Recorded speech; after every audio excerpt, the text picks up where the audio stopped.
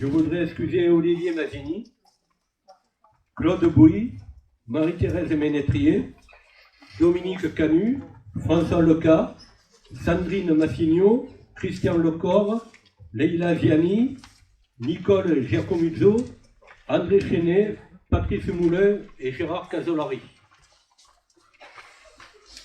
Olivier Mazzini, qui est actuellement au comité confédéral national, a adressé un message à Alain hier. Je vais vous lire le message donc d'Olivier Mazzini, le secrétaire général de notre UD. Bonjour Alain, j'espère que tu vas mieux. Je tiens à m'excuser encore de mon absence à l'Assemblée générale de notre IHS, étant au CCN jusqu'à demain soir. Une AG importante du fait de ton départ. Aussi, je tiens personnellement à te remercier pour ton engagement et tout le travail effectué depuis la création de notre institut. Aussi, je ne suis pas inquiet pour la suite, car je sais pouvoir compter sur de solides camarades qui auront à cœur de poursuivre le travail engagé. Transmets mon bonjour très fraternel, c'est ce que l'on fait là, aux camarades présents demain à l'AG. Bons travaux, à très bientôt, et signé Olivier. Je rappellerai aux camarades qui n'auraient pas payé leur cotisation 2022 qu'il y a une table avec Robert là-bas et que vous pouvez vous acquitter de la modique somme de 12 € pour l'année. Ensuite, nous sommes aujourd'hui une assemblée générale triennale qui doit élire un nouveau conseil d'administration. Aussi, comme il est de coutume, si des camarades souhaitent être encore candidats au conseil d'administration, vous verrez tout à l'heure que nous avons un certain nombre de candidatures, mais nous acceptons donc les candidatures au conseil d'administration jusqu'à l'ouverture du vote tout à l'heure. Donc si des camarades souhaitent être candidats, qu'ils le fassent savoir. Voilà, je vais donner la parole tout de suite à Alain Serre pour le rapport moral de notre IHS. Merci, bonjour à toutes et à tous. Mes chers camarades, je veux commencer ce rapport en ayant une pensée pour deux camarades qui nous ont quittés l'an dernier, Marie Brive et Georges Champetier. Ils ont marqué la vie de notre institut et on ne les oubliera pas. Souhaitons-nous aussi, mes camarades, santé, force, lucidité et obstination pour affronter les épreuves à venir dans cette situation si tourmentée. La profondeur de la crise du capitalisme engendre dans le monde guerre, famine, migration, misère sociale, chômage, précarité et casse des conquis sociaux, des services publics et des libertés démocratiques et individuelles. Les changements climatiques vont conduire des populations entières à migrer parce que leurs terres vont être submergées par la montée des eaux. Dans cette période d'élection en France, il est bon de rappeler qu'il ne peut pas y avoir de vrai programme écologique sans lutte contre le capitalisme. Sinon, c'est du jardinage. En ces moments difficiles pour le monde syndical, il est utile de souligner que partout dans le monde, il y a des grèves, comme en Chine, en Grèce, en ce moment, et que les paysans indiens faisant jonction avec le mouvement ouvrier ont fait reculer le gouvernement indien qui a dû retirer sa réforme agraire après plus d'1 an de mobilisation. En France, dans les entreprises, les services publics, à l'hôpital, les luttes et les grèves se développent pour l'emploi, les salaires et des moyens pour travailler et soigner. Les retraités se sont mobilisés à Paris le 2 décembre dernier. Il y a des luttes victorieuses, mais nous sommes en grande difficulté dans le rassemblement de l'interpro et la construction du rapport de force à l'échelle du pays. Malgré toutes ces difficultés, la classe ouvrière au sens large du terme, elle est debout. Rien n'est joué, à nous de construire l'avenir. La période actuelle en France, elle est marquée à la veille des présidentielles par la montée des idées d'extrême droite, véhiculées de Macron à Zemmour, avec les renforts de Le Pen, Pécresse, Dupont-Aignan et consorts. L'histoire nous enseigne que la bourgeoisie et le patronat n'ont jamais hésité à recourir au fascisme pour se maintenir au pouvoir. Soyons vigilants car dans notre pays, il fait de plus en plus comme un bruit de bottes. Nous avons donc, comme IHS-CGT, le devoir et la responsabilité de tirer des enseignements de l'histoire pour les donner en réflexion aux militants actuels, pour défendre nos valeurs, car ce serait une lourde faute que de considérer que la CGT est à l'abri face aux idées nauséabondes qui progressent. Nous devons mener la bataille contre les idées d'extrême droite qui sont au service du capital. Les racines de ces idées viennent de loin. Dans le dernier quart du XIXe siècle, l'héritage de la philosophie des Lumières est remis en cause. Faut-il rappeler que Proudhon réclamait l'extermination des Juifs, race ennemie du genre humain, écrivait-il. La flambée des années antisémites sera marquée entre 1894 et 1899 par l'affaire Dreyfus, et elle imprègne fortement les cadres du mouvement socialiste. Édouard Drummond, avec La France juive, son livre, se veut être dès 1880 le chef de file virulent de l'antisémitisme. Il est socialiste et catholique, et il va unir l'antisémitisme de droite et de gauche avec l'objectif de libérer les Français et la nation du joug des Juifs et de leur interdire l'accès à toute fonction publique. Jacques Biez, le vice-président de la Ligue antisémite, dira au même moment « Nous sommes des nationaux socialistes car nous attaquons la finance internationale et nous voulons que la France soit aux Français. » Cette plongée dans le temps nous ramène aujourd'hui à Zemmour et son discours réactionnaire. La France se meurt, la France est morte, le suicide français, la théorie du grand remplacement avec la menace de l'islam responsable de tous les maux du pays. Lui aussi, Zemmour, dit qu'un bon Français se doit être catholique. Il y a de grandes similitudes entre les parcours de Drummond et de Zemmour, tous deux au service du capital, du racisme et pour la liquidation des conquêtes ouvrières. Souvenons-nous aussi, mes camarades, que la répression d'État subie par les militants syndicaux et politiques du mouvement ouvrier, orchestrée par Pétain et l'Allemagne nazie, n'en déplaise à Zemmour, trouve ses racines dès 1938 dans une campagne de l'extrême droite de la bourgeoisie et du patronat contre les instigateurs du Front populaire et contre la grève générale de 1936. Il y a 80 ans, les nazis exécutèrent 27 otages à Châteaubriand et beaucoup d'autres dans des villes différentes. Ils étaient le plus souvent des militants de la CGT et des militants communistes. Jean-Pierre Timbaud et Guy Moquet sont les plus connus d'entre eux. La CGT s'est engagée totalement dans la résistance avec d'autres et ses militants en ont payé un long tribut. Mais n'oublions pas non plus les hésitations et les trahisons de certains au sein de la CGT, comme celle de Belin, dirigeant confédéral qui deviendra ministre de Pétain. Notre histoire nous enseigne en permanence de rester vigilants et de ne pas baisser la garde. Face aux enjeux actuels, rappelons que les antifranquistes espagnols, arrivés en France, se sont mobilisés ensuite avec la classe ouvrière française dans la résistance contre le nazisme. Affirmons aussi que de nombreuses plaques commémoratives dans les cimetières, et particulièrement dans le Var, portant la mention « Mort pour la France », font apparaître des noms de consonances étrangères. Tirer les enseignements de tout ce triste passé est nécessaire et utile pour faire prendre conscience, combattre l'oubli et lutter contre les tentatives de révisionnisme de celles et ceux qui propagent leurs idées nauséabondes, racistes et dangereuses pour le monde du travail. C'est aussi mettre en lumière l'apport du Conseil national de la résistance et nos valeurs de solidarité internationaliste. Guy Moquet, avant de mourir, a écrit « Les copains qui restaient, soyez dignes de nous ».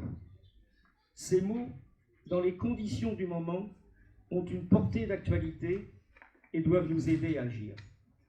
Et cela nous oblige aussi, mes camarades. C'est pourquoi je ferai, au nom du Conseil d'administration et d'orientation sortant, une proposition d'initiative débat avant les élections présidentielles autour d'un film sur la montée du fascisme en Italie.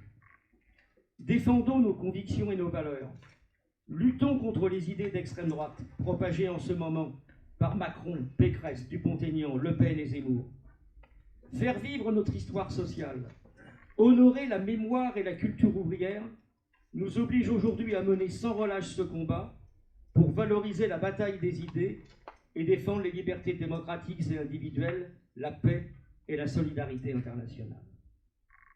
Et n'oublions pas non plus les massacres d'État organisés par De Gaulle et Maurice Papon le 17 octobre 1961, où plus de 200 Algériens furent tués et jetés dans la Seine.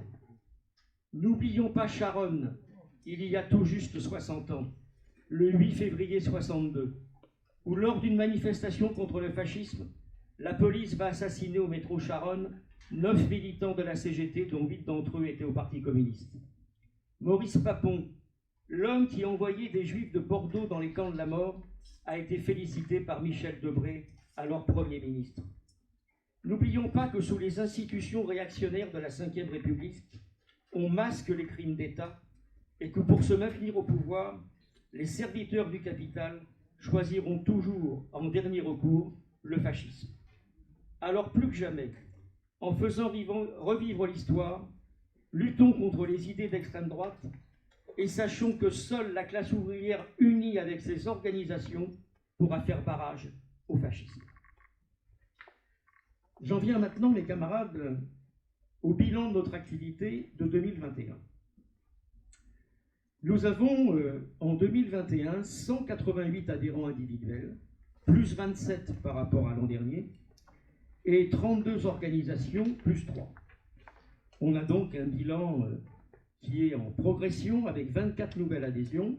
Nous étions 161 en 2020 pour 29 orgas. En 2019, on avait été 183 et 35 orgas.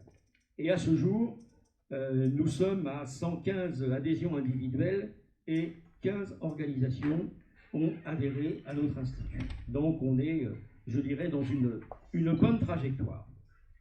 Donc, premier bilan de l'an dernier, une progression de l'Institut en termes d'adhésion, tant individuelle que d'organisation. On a une situation financière saine et je laisse à notre trésorier Robert Lopolès le soin de faire le rapport financier. Le travail d'archives a été fait, on a acheté de nouvelles armoires comme on l'avait décidé, organisé les déménagements, il y a une nouvelle salle à côté qui va permettre d'installer l'ensemble des archives, de mieux travailler pour récupérer, classer les archives avec les camarades de la commission. Donc un travail très très important a été réalisé pour nous permettre d'accélérer le travail d'archives. Notre journal Lutte et Mémoire du Var est sorti chaque trimestre, avec à chaque fois un dossier sur l'histoire sociale du Var et des articles de fond, en particulier sur la Commune de Paris, puisqu'on avait célébré l'an dernier les 150 ans de la Commune de Paris. Notre petite revue recto verso, le lien, qui paraît chaque trimestre, et elle donne des infos aux camarades, aux adhérents qui sont utiles sur la vie de l'Institut. Le bureau s'est réuni chaque mois et il a fait un gros travail, et un très gros travail collectif au sein du bureau, de réflexion, d'élaboration. Le conseil d'administration et d'orientation, conformément au statut, s'est réuni chaque trimestre, et donc là encore il y a eu un travail d'élaboration et de réflexion et de mise en œuvre du plan de travail, même si on a constaté, mais c'est toujours comme ça à la fin d'un mandat de 3 ans, une chute de la participation en fin de mandat. Mes camarades, la pandémie n'a jamais freiné l'activité de l'Institut. Et j'utilise souvent cette formule avec un brin de malice, mais nous n'avons jamais été, nous, en confinement. Et je rappelle rapidement quelle fut notre activité l'an dernier. Le samedi 27 mars, vous vous en souvenez, nous étions dans la rue pour la défense de la rue Pierre-Semard et des conquis sociaux de la Libération. On a fait une belle manifestation un samedi matin et on a fini sous les fenêtres de Falco au champ de l'International.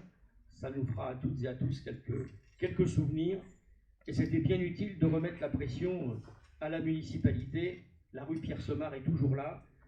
Ils n'ont pas réussi à la transformer. Le mardi 30 mars, l'IHS est intervenu devant le palais de justice d'Aix-en-Provence pour soutenir Gilles Piazzoli. Et nous avons fait une intervention sur l'histoire de la sécurité sociale.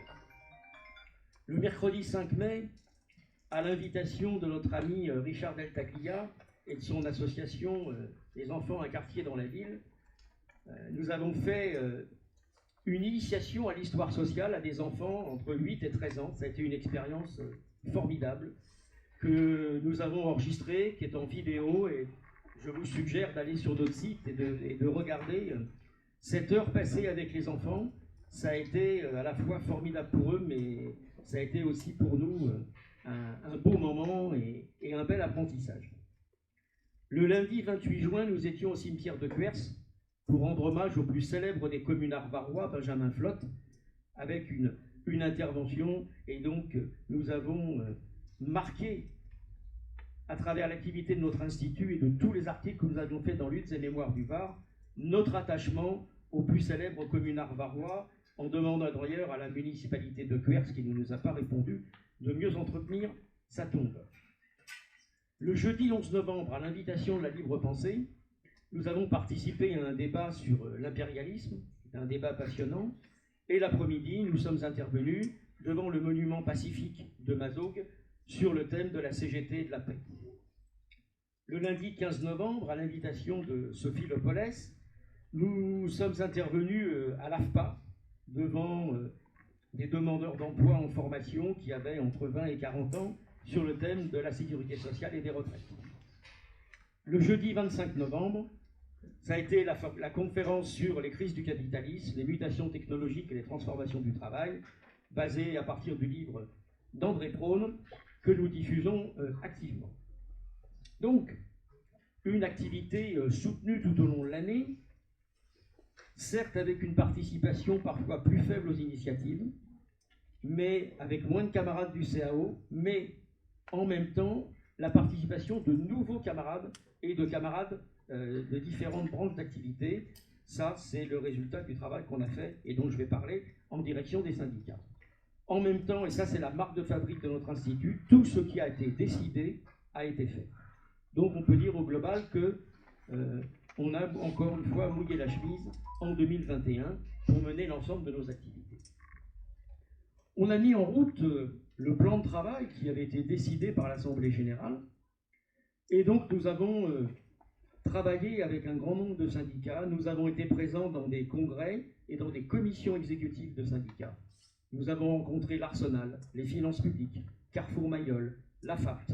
Nous avons été présents dans les congrès de l'UL de Toulon, de l'UL de la Seine, de la CPAM, d'Éducation, des cheminots.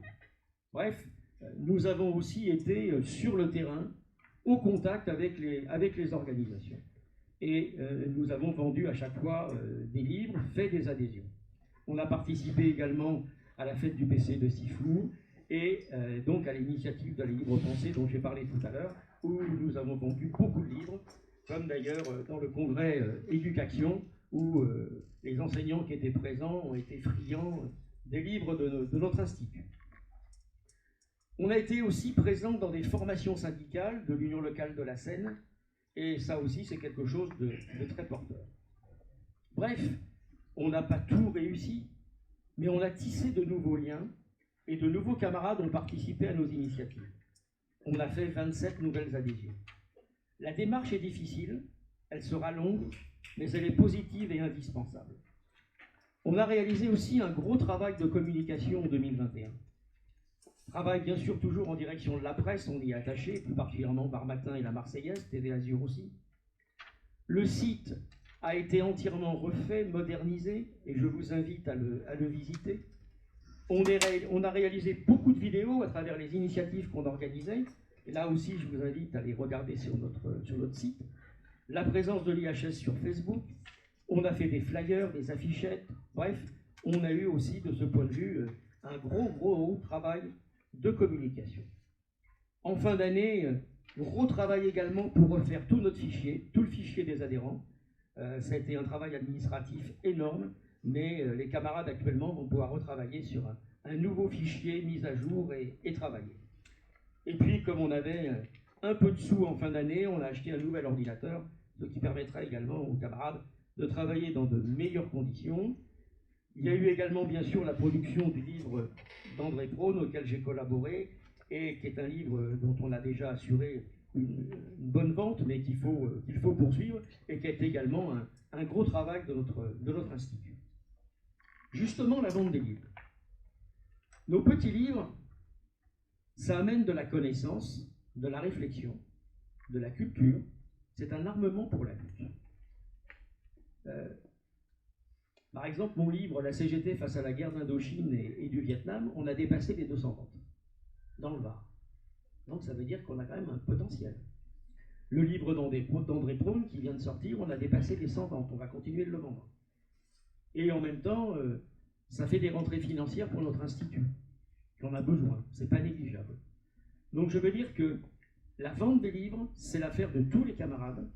Les petits livres, la collection de l'IHS, tout le monde peut en prendre, tout le monde peut en vendre.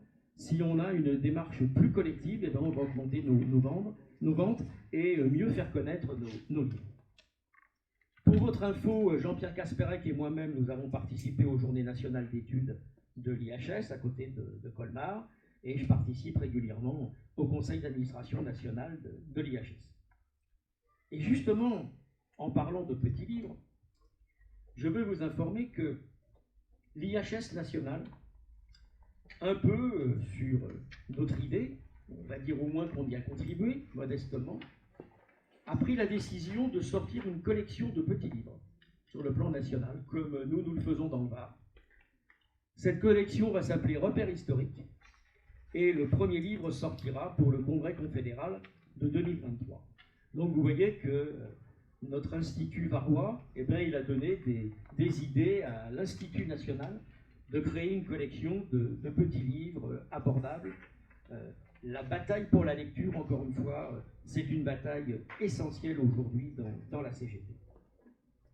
Alors quel bilan pouvons-nous tirer de l'année 2021 ? Il y a un très gros travail d'équipe, en particulier au bureau, qui a été fait. Il y a la nécessité certainement d'un plus grand partage des tâches au sein du conseil d'administration et d'orientation. Il faudra y travailler, mais je veux ici remercier tous les camarades qui ont contribué tout au long de l'année à faire vivre notre institut. Nos difficultés, elles sont le reflet de celles de toute la CGT. Il n'y a pas de difficultés particulières de l'IHS. Les difficultés que nous rencontrons sont celles de toute la CGT. On a avancé dans notre travail en direction des orgas. On a souvent gagné le premier dirigeant, mais on est encore loin du compte. Notre objectif, c'est de faire des orgas des relais de l'activité de l'IHS. Et la bataille doit continuer. On a un bon noyau de militants fidèles, mais il faut poursuivre, élargir, convaincre les militants de l'utilité de notre action et améliorer nos liens avec les directions des 35 plus gros syndicats de l'union départementale, idem bien entendu pour les unions locales et les unions syndicales. Et je crois qu'on peut se féliciter des liens réguliers et constructifs que nous avons avec l'union départementale depuis la création de notre institut. Depuis 10 ans, notre institut s'est installé dans le paysage syndical varois et la qualité de son travail est reconnue. Nous sommes lucides sur nos difficultés, mais nous pouvons aussi être fiers du chemin parcouru. L'IHS confédéral considère que notre institut est un des plus actifs en territoire. Il nous faut donc poursuivre la route, et le CAO sortant a débattu des propositions du bureau pour définir notre plan de travail pour 2022. Et dans ce contexte, nous faisons nôtre ce que disait Gramsci: au pessimisme de la raison, nous devons opposer l'optimisme de la volonté. Alors voilà le plan de travail pour 2022 qui vous est proposé. Il vous est proposé 3 grandes initiatives. En lien avec mon introduction sur la lutte contre les idées d'extrême droite, nous considérons que notre institut doit prendre une initiative forte avant les élections présidentielles. En ce sens, nous proposons d'organiser une rencontre débat le samedi 26 mars prochain à 15 h, ici même dans cette grande salle de la Bourse du Travail, autour du film Une journée particulière d'Ettore Scola, avec Sophia Loren, Marcello Mastroianni, c'est un film de 1977. Ce film, c'est Rome, le 8 mai 1938, Hitler rencontre Mussolini. Et à partir de là, on voit comment la montée du fascisme s'opère dans les consciences et parmi les grandes foules. Les liens entre la montée du fascisme en Italie et les dangers actuels de la situation en France sont intéressants à lier. Pourquoi le samedi? Eh bien le samedi parce qu'on espère avoir plus de temps, c'est un film qui dure 1h40. On a le temps l'après-midi de voir le film, d'en débattre, d'avoir une participation plus large, d'amener des militants, des camarades, des amis de toute génération. Et donc l'objectif, c'est de faire en sorte de faire participer activement les camarades pour nous armer les militants contre les dangers des idées d'extrême droite. Encore une fois, tirer les enseignements de la montée du fascisme en Italie peut aider à mieux prendre conscience de l'évolution de la situation actuelle en France, des enjeux de la période et des défis à relever dans un proche avenir. Au regard de l'histoire, nous avons la possibilité d'éclairer les militants et de les responsabiliser. Car il y a nécessité à clarifier ces sujets dans les rangs de notre CGT. Et l'IHS, à sa manière, peut y contribuer. La lutte contre le fascisme est dans l'ADN de la CGT, et nous ne serons jamais trop nombreux pour mener cet indispensable combat. L'échange autour d'un film nous semble être une façon pédagogique et intelligente de traiter la montée du fascisme en Italie en ouvrant des passerelles de réflexion sur la situation présente en France. Voilà donc la première proposition. La deuxième proposition, mes camarades, le 20 septembre prochain, ce seront les 10 ans de la création de notre institut. Il a fallu près d'un an de travail dès 2011 pour créer les conditions de la fondation de cet institut. Nous proposons une initiative pour cet anniversaire tournée sur l'utilité de l'Institut, de son travail sur l'histoire sociale, en lien avec l'ensemble de l'activité syndicale. Gilbert Garel, le président de l'IHS national, m'a donné son accord pour participer à cette journée. Nous pourrions à cette occasion mettre en avant nos expositions, Luttes et Mémoires du Var, nos vidéos, et organiser un débat sur la place, le rôle et l'importance de notre IHS dans le Var, sur la question suivante, l'histoire sociale, pourquoi faire? Et la réponse, c'est être utile pour les militants et les syndicats. Il me revient en mémoire la chanson de Julien Clerc, « Je veux être utile ». Ben oui, l'IHS, elle veut être utile.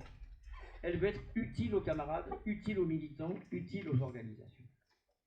Donc l'objectif, c'est de donner du rayonnement à cette initiative, de la visibilité à l'Institut, y faire participer les organes de la CGT varoise et de nombreux militants de la CGT. La troisième initiative qui vous est proposée à l'automne, en novembre, est sur le thème « Histoire du syndicalisme et des services publics dans le Var, défense des statuts et lutte ». Les élections dans la fonction publique auront lieu le 8 décembre et chacun mesure l'importance pour la CGT de ces élections dans la fonction publique. Elles concernent les trois versants de la fonction publique d'État, la fonction publique hospitalière et la fonction publique territoriale. Donc notre objectif, c'est d'essayer de préparer cette conférence avec les syndicats concernés, l'IHS devenant la valeur ajoutée dans la campagne. Tirer les liens entre l'histoire des luttes et les enjeux actuels pour les services publics, on est au cœur de l'actualité. Par rapport à la casse des services publics, on est sur une conférence qui fait le lien avec l'actualité. Donc là aussi, on souhaite favoriser l'expression des militants et l'engagement des syndicats.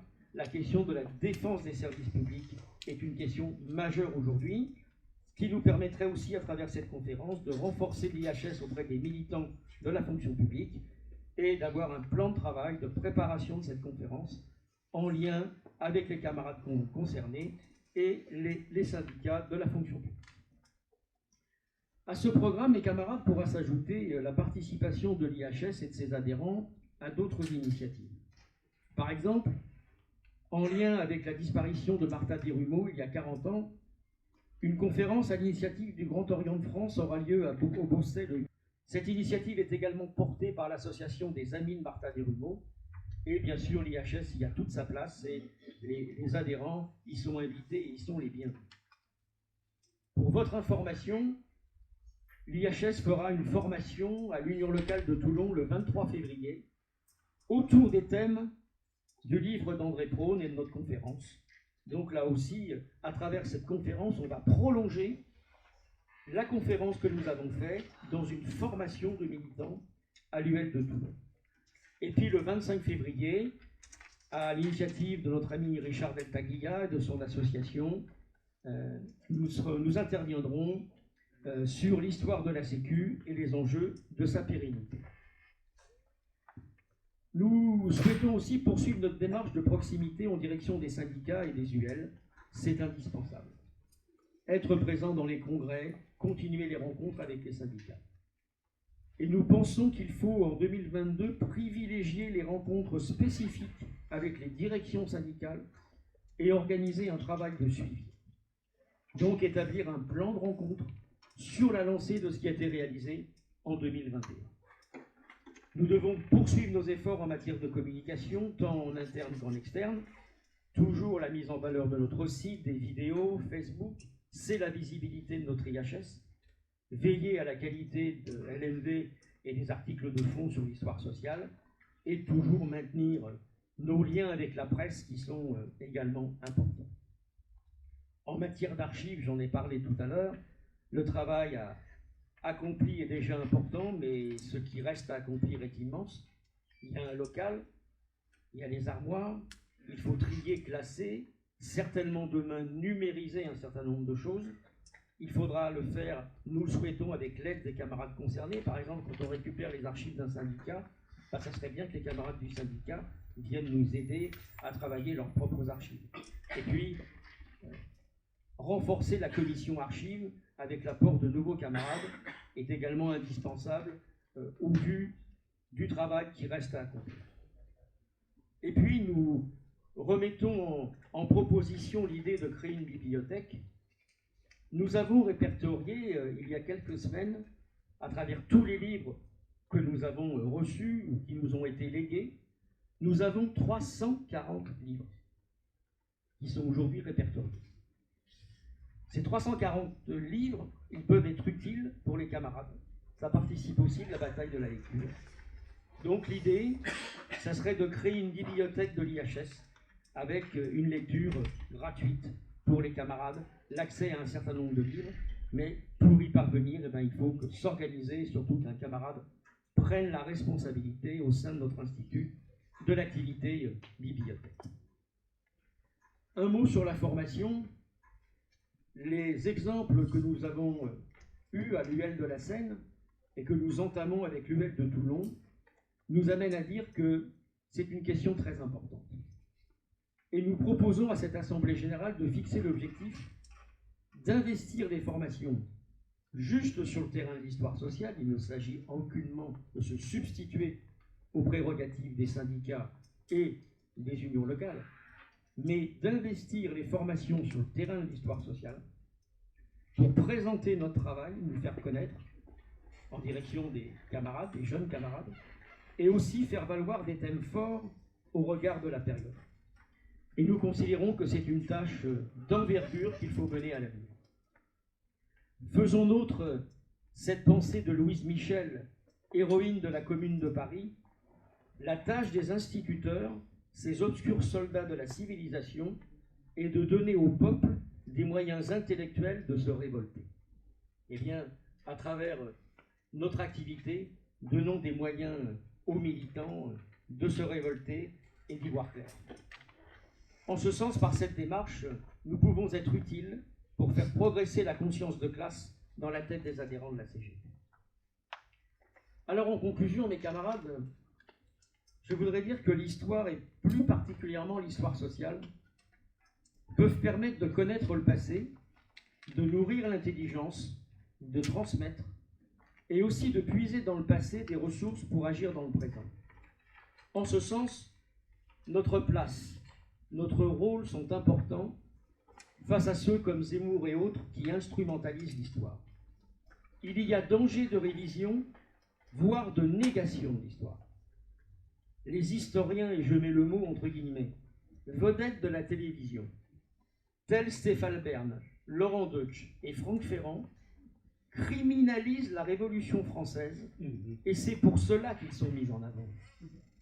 Alors, ne laissons pas au camp d'en face le soin de s'occuper de l'histoire du mouvement ouvrier et de celle de notre CGT. Marx nous l'a enseigné, l'histoire de toute société jusqu'à nos jours n'a été que l'histoire de lutte de classe. L'action de notre institut est au cœur de la bataille des idées. Jaurès écrivait qu'il ne peut y avoir de révolution que là où il y a conscience. Le chemin parcouru depuis 10 ans par notre institut est un levier, une expérience concrète qui sont porteurs d'avenir. Nous avons l'ambition de mettre en œuvre un plan de travail cohérent en 2022, répondant aux problématiques du moment pour aider les militants et les organisations de la CGT à se saisir des enseignements de l'histoire. Lénine a écrit « Là où il y a une volonté, il y a un chemin ». Nous avons cette volonté, nous allons poursuivre notre route et tous ensemble, mes chers camarades, j'en suis convaincu, nous allons tracer un très beau chemin d'avenir.